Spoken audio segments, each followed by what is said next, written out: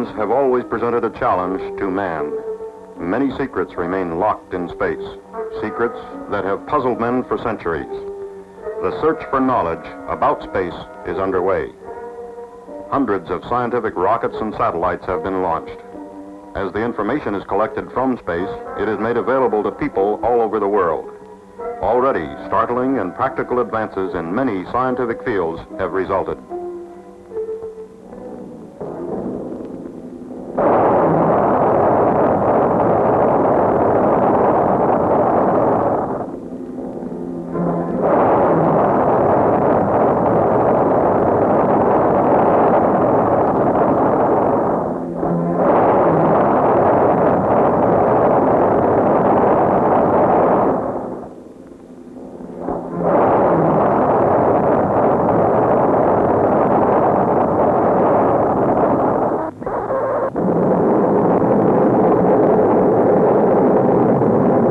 Projects such as these, information was obtained from scientific instruments in the rockets and satellites. Now, man himself is to follow these mechanical devices. Cape Canaveral, Florida, May 5th, 1961. U.S. Mercury astronaut Alan Shepard enters his spacecraft. Very shortly, he will be on his way into space. As the hatch goes on, two big questions come to your mind. Is the vehicle ready? Are you ready? Before the flight, Shepard had this to say. I think the one thing that strikes me as I look back on the training program is that I have really developed a feeling of confidence. A confidence in the people with whom I work, a confidence in the systems with which I am dealing and will have to deal in flight, and of course, a confidence in myself. You're confident, but you're human, and you go over the program just one more time. A feeling of confidence. It began to grow from the day you and your 6 fellow astronauts were selected from hundreds of volunteers. Confidence in the people of Project Mercury, the spacecraft, and the launch vehicle, and confidence in yourself. You were involved in the design of the Mercury system almost from the beginning, contributed ideas and modifications. You worked with the engineers, came to know the components and systems like you know your own car. And you followed the tests, test after test after test, to make sure the design did what it was supposed to do.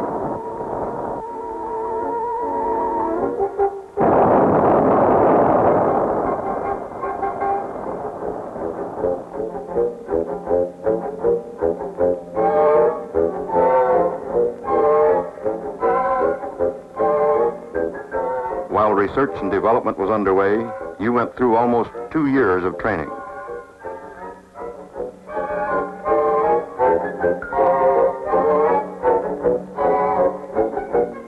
You flew mission after mission in a trainer just like the craft you're sitting in today, became completely familiar with every control and instrument.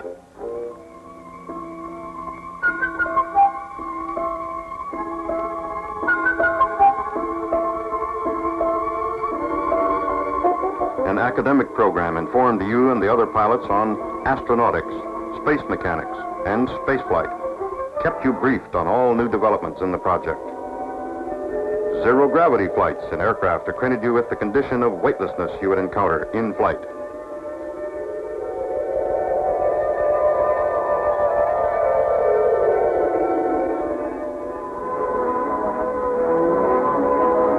You got in a lot of centrifuge time, too. Today's flight won't submit you to any G-forces you haven't experienced before. The program simulated every possible situation. You know you're ready to react almost automatically.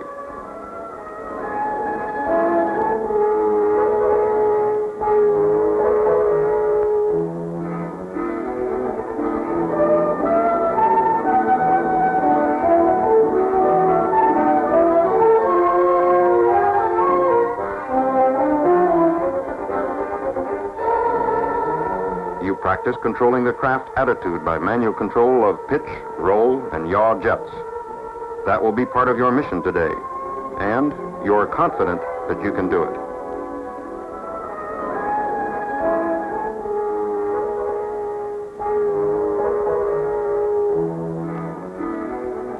piled up plenty of experience in the three-dimensional rotation.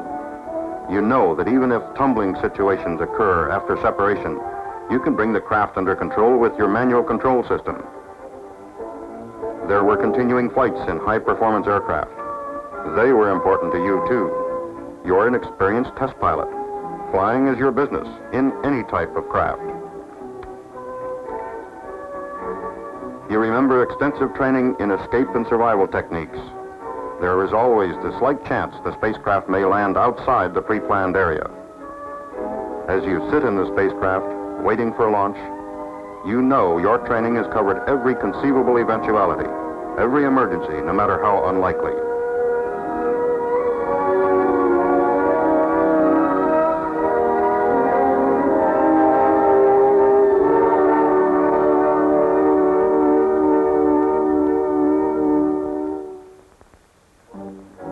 As Project Mercury got underway, production of Redstone launch vehicles began at the Marshall Spaceflight Center.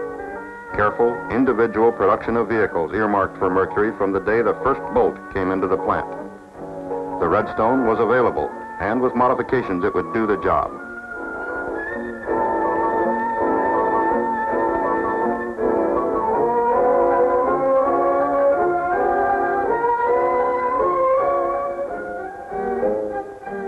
At the McDonnell Aircraft Company plant at St. Louis, just 3 months after project inception, prototype spacecraft production was begun. A few short months later, production spacecraft were being completed. Your trips to the production points were important. You became thoroughly familiar with the Mercury systems. The closer you got to the system, the more confident you became. You followed the flight test program closely. Components, then systems, then prototypes, then production craft. A pyramid of testing. A pyramid of tests that would lead to manned flight. You knew that data and know-how was being gathered to reduce the risk element.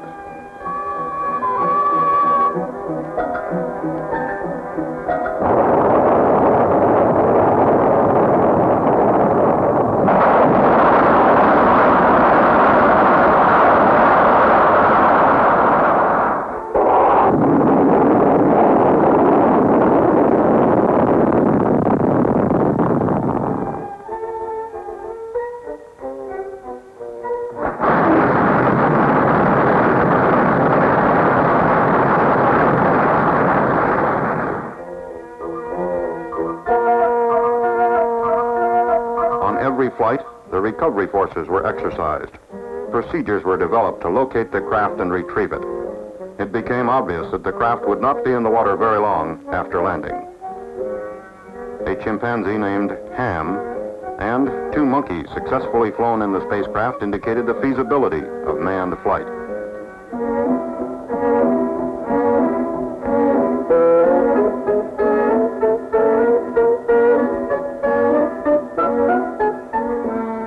Then, all this was behind, and you knew everything humanly possible had been done to minimize risk to you and to the other astronauts.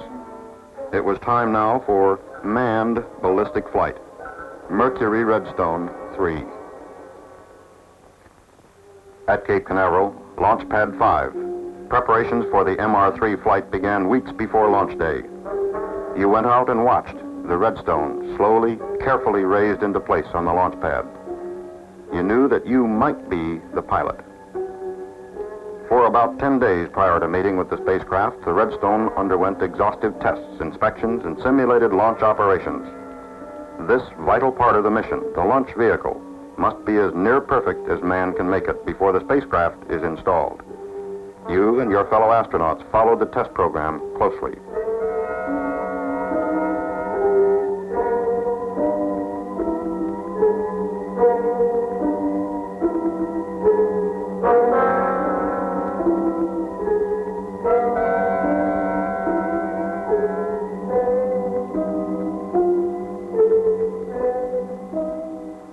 While the Redstone was being checked, the spacecraft underwent test procedures at Hangar S, several miles from the launch pad.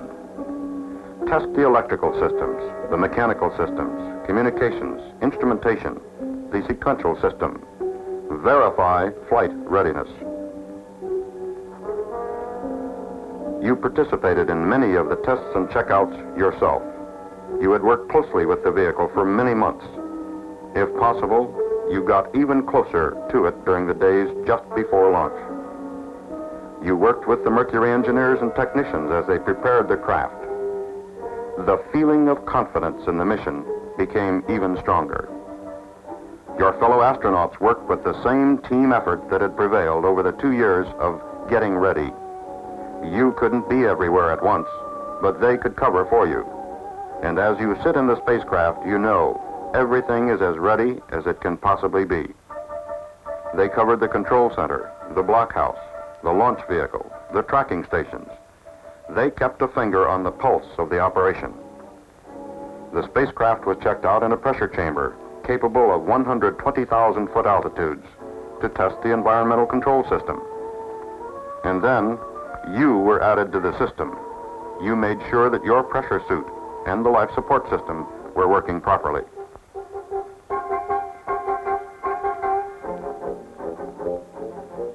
You knew that you weren't just going for the ride. You would be required to gather information, make practical contributions, make sure you collected usable data. You remember the final days in Hangar S, the retro rocket package being installed, and you know the care, the attention to every detail that went into the final servicing. The escape tower with its solid propellant rocket, the system which will pull the spacecraft safely clear of the launch vehicle before a catastrophic failure, either on the pad before launch, during the launch, or while the vehicle is in powered flight. It's a reassuring thought as you go through your pre-launch countdown. When each spacecraft system has been thoroughly checked out, a complete simulated launch and flight operation was run to make certain all the systems work together as well as individually. And then the Mercury spacecraft was moved to the launch pad to be mated with its launch vehicle. At the pad, the spacecraft was raised to position on top of the vehicle. Now you knew that the final round of testing was at hand. This flight will provide added qualification for the spacecraft and its systems in space and train a pilot for later Atlas-boosted orbital flights.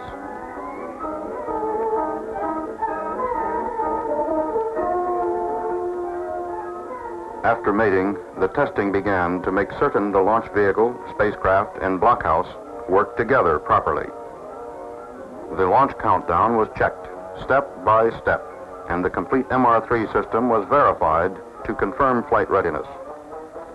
Complete flight missions from liftoff through landing, both for normal and for emergency cases, were flown electronically.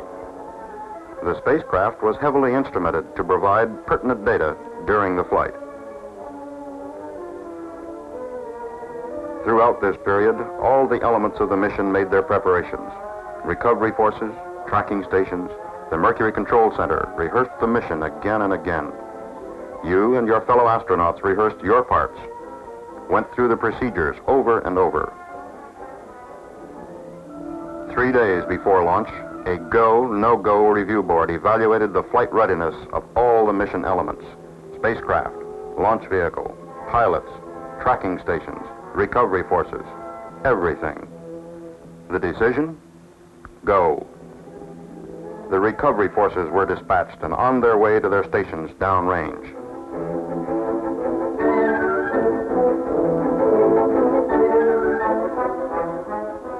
May 1st, 1961. Less than 2.5 years from Project Mercury initiation. Countdown for a manned flight was in progress. That's a day that you will never forget.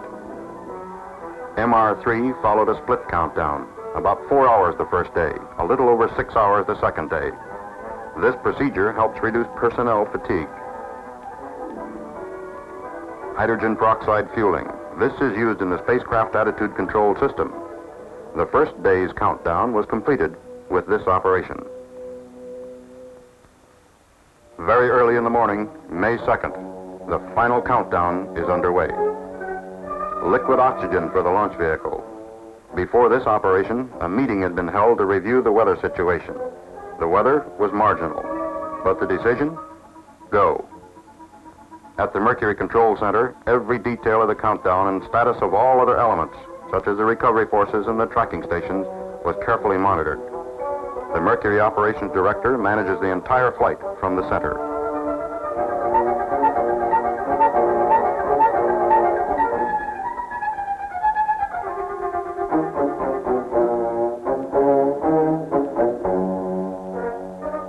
In the blockhouse, systems checks were completed in the spacecraft. Launch vehicle checks were also completed.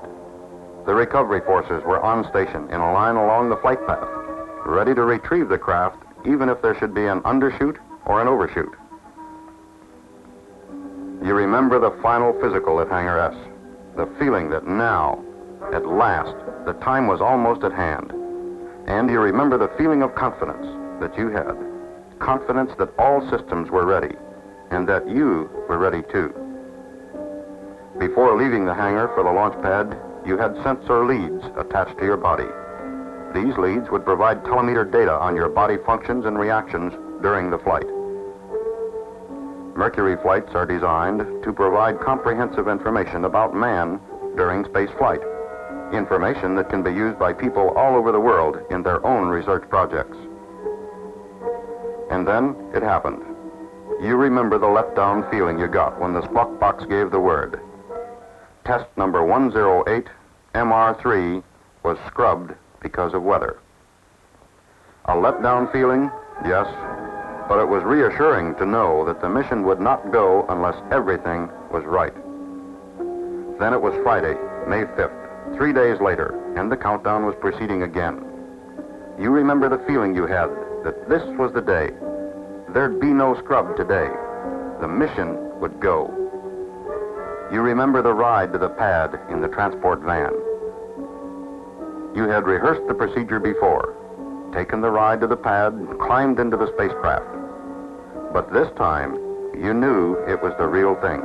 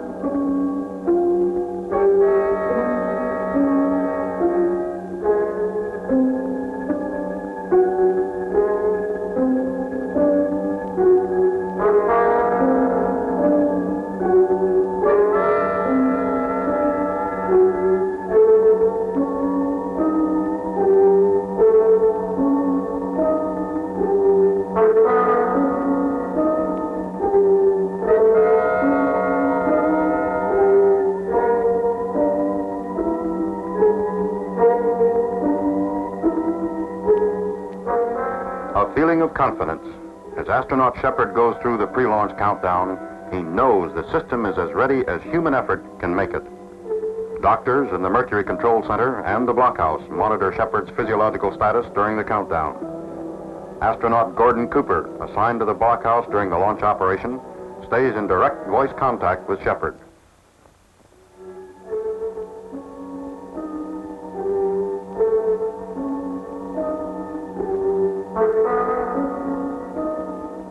As the gantry is pulled back, the emergency vehicle known as the cherry picker is raised into position. An armored car is located at the pad. It can operate in any terrain. At the viewing stands about 2 miles away, hundreds of press, radio, and television representatives stand by to witness the launch. A helicopter stands by to take a doctor anywhere he might be needed. astronauts Carpenter and Schirra take off to make direct aerial observation of the early portion of your flight.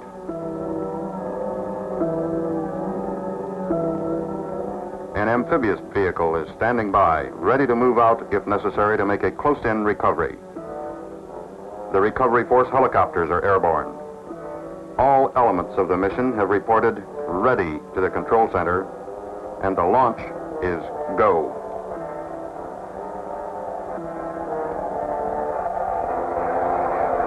Ready to resume the count?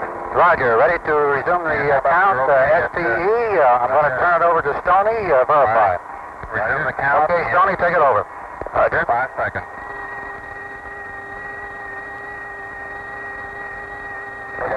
Stoney, on your room. 7, loud and clear, Stoney. Roger, loud and clear, also. 1 minute and counting. Roger. Bearing command. 30, what? Roger, periscope has retracted. That's confirmed, periscope to cut. Main bus 24 volts, 26 amps. 10, 9, 8, 7, 6, 5, 4, 3, 2, 1, 0.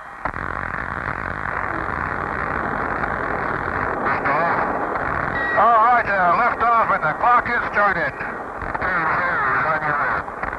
Yes, sir, reading you loud and clear. This is Freedom 7. The fuel is go, 1.2 G. Cabin at 14 PSI. Oxygen is go.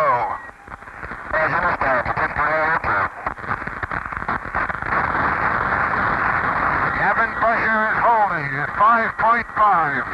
Cabin holding at 5.5.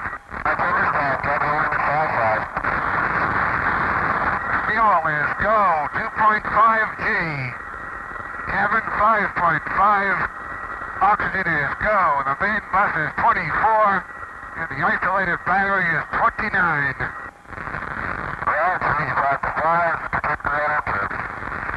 Seven here. Fuel is go, 4G. 5.5 cabin. Oxygen go. All systems are go.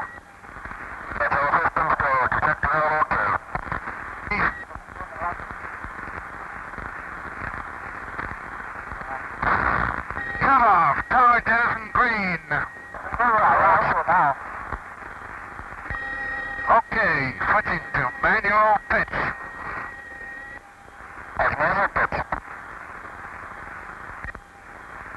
Pitch is okay.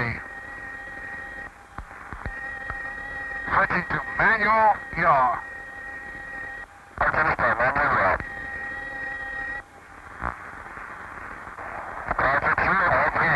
Yaw is okay. Switching manual roll. Roll is okay. On the periscope, what a beautiful view. Cloud cover over Florida, 3 to 4/10 near the eastern coast. Obscures up through Hatteras. Okay, this is Freedom 7. T build up. 3, 6, 9. Okay. Okay. Okay. Okay. This is 7. Okay.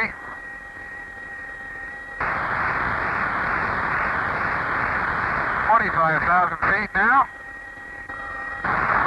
Roger. The drogue is green at 21. The periscope is out. The drogue is out. Okay, a drogue deploy. I've got 70%.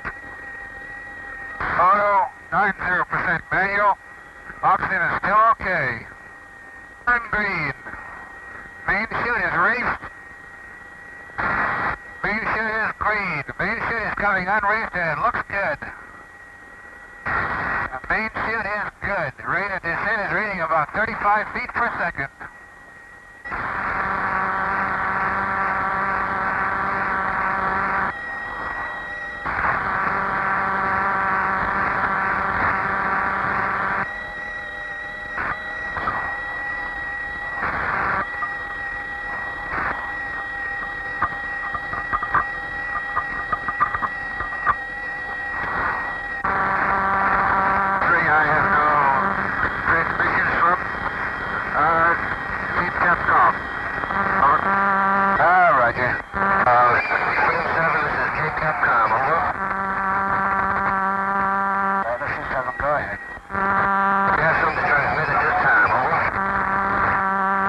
The negative, just relaying my condition is still good. I'm getting ready for impact.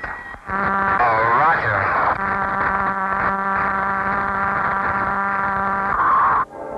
MR3 followed a normal ballistic arc, peaking at about 115-mile altitude.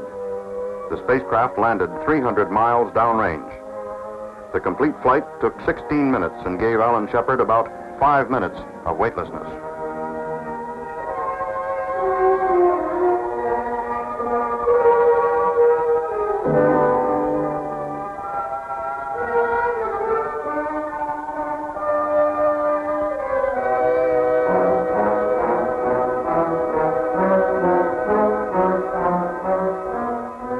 Just 11 minutes after the spacecraft landed, Shepard and the craft were on the Lake Champlain.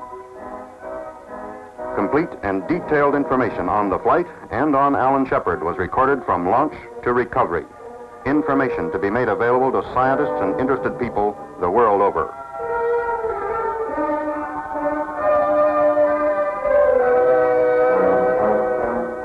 Within minutes after the flight, Shepard received a "well done" from the President on behalf of the people of the United States. A "well done" accepted by Shepard as a representative of all the people in Project Mercury.